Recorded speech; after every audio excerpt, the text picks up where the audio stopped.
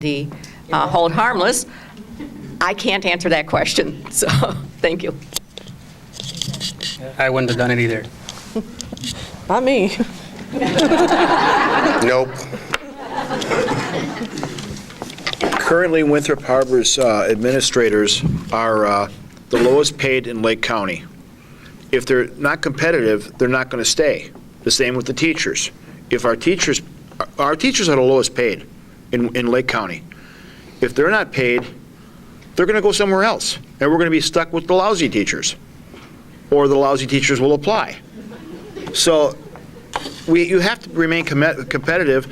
We didn't know what was coming down the pike as far as this stuff goes. Them cutting our hold harmless until like it was 2009. So, okay. I wasn't on the board. I didn't vote for it. At the meeting when the 4% administrative raise was voted for, there was a resident that stepped forward and said, "Aren't you concerned that you're going to lose hold harmless?" His comments were dismissed and the raises were passed anyway. The hold harmless loss is no surprise. This could have been prevented. The situation could have been prevented. And you know, again, I wasn't on the board at the time that it happened, but it was no surprise. It was always going to be a temporary thing.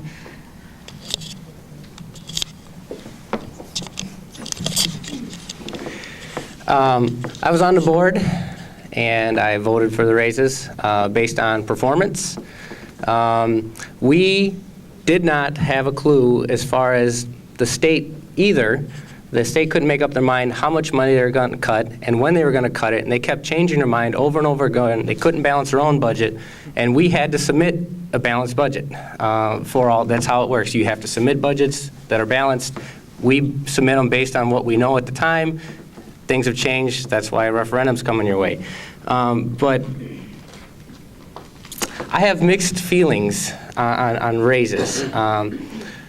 I believe they should be based on performance. And if you are a good teacher and a good administrator, then you earned your money and you should get a raise. I think that I can say confidently that we were pleased with our administrators and the performance they did in getting us on track, getting teachers-led, getting things settled, getting directions, getting plans, all the things they do every day. I was pleased with it, and that's why I voted to agree to it. Had I known, maybe, I think I probably still would have voted because they were working very hard. And if you have contracts and things that get honored based on contracts, then you should also be honored based on performance. And I think that our administrators are doing a good job, as well as our teachers. So I'd like to keep them. When the decision was made, our teachers were working under a 3-year contract that was negotiated just after the passage of our referendum at different economic times, prior to the depth of the economic problems that we're having. And the teacher's contract was negotiated at that time with their raises in place. I don't know of an organizational structure where subordinates make more money or reach the ceiling to where their supervisors do. I don't know any business structure that I'm aware of that works in. And that was one thought behind, if the teachers are getting this raise and the administrators don't get a comparable, I believe it was a less raise than what the teachers were, you will lose administrative staff. Who would want to leave their job where they are paid, not that they work less, but they're paid for less hours? Our teachers don't work the same number, they may work the same number of hours, but they are not paid for the same number of hours. Their school year is shorter than our administrative staff. So hour for hour, they're getting very close to be making the same amount of money without the raises, and you have to keep that in mind. The second thing with hold harmless, that was talked just as the state is talking now about consolidating. You don't make decisions on your day-to-day. You think about it. They may or may not have made the cuts. It was talked about being a ramp-down effect. We had to make our decision at that time based on the current economics, based on our current budget, which at that time, without the loss of hold harmless, was solvent. To say that if we hadn't given the raises, that would equate to $880,000 cuts, I guarantee our administrative staff doesn't make that kind of money. There still would have had to have been cuts.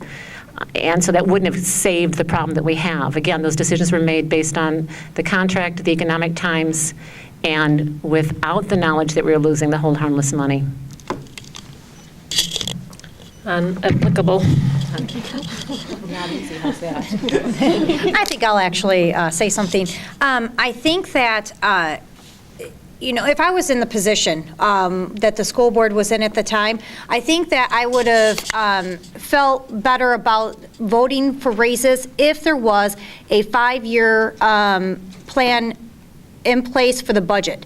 From what I understand, the hold harmless was supposed to go for 10 years from 1998 to 2008, and at the time, 2003, that was the 5-year marker, and if there was a ramped down budget in place, I might have also voted for the raises. I'm not privy to that, but that would, if I was in the position and this was presented to me, I would have voted yes, with the stipulation that this was already put in place so that we can see a projected end to this hold harmless. Because if it was for a 10-year time frame, it went a year over, and we could have had, the amount of money in the bank, because it would have ended in 2008. So, and that's my position. I wasn't there. Not going there.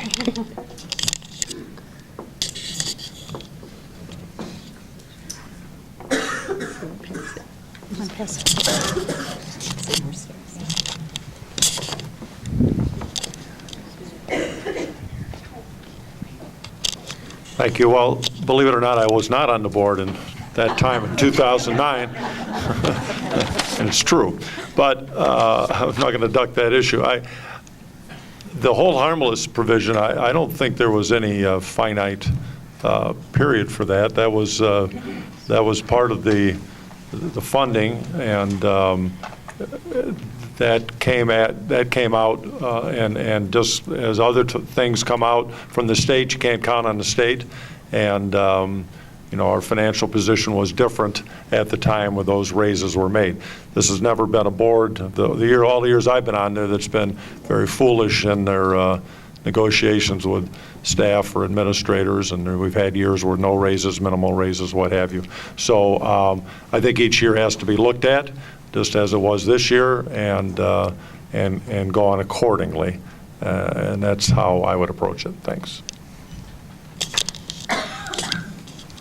I wasn't on the board, but hindsight's 20/20. It's easy to look back and see that some monies weren't there. Hold harmless got taken from us. But in this environment right now, looking back, I wouldn't have voted for raises. I just don't think this is the time in this environment when raises should be taken on the backs of our taxpayers.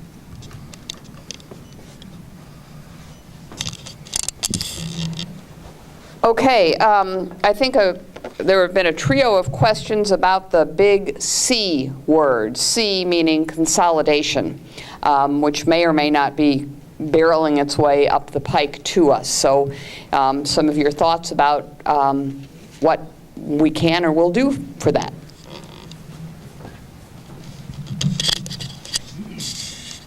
Yeah, I don't know if this is in regards to the governor's. Well, since the governor has said he would like to consolidate school districts to reduce the number and save money, how do you feel about that? What do you feel would be the economic impact to Winthrop Harbor if school district number 1 were to dissolve? But I don't think it would be dissolved, it would be absorbed by something. And please explain your thoughts on consolidation, both pro and con. Yeah, I see mostly cons to that. Like I said, our taxes would go up to meet the highest tax rate of the districts around us.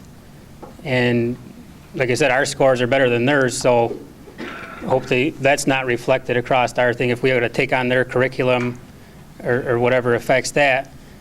And also, whoever gets elected out of us, I understand, would be out of our position, and it would all fall to the biggest district, which would be Zion High School, I think would be the main board.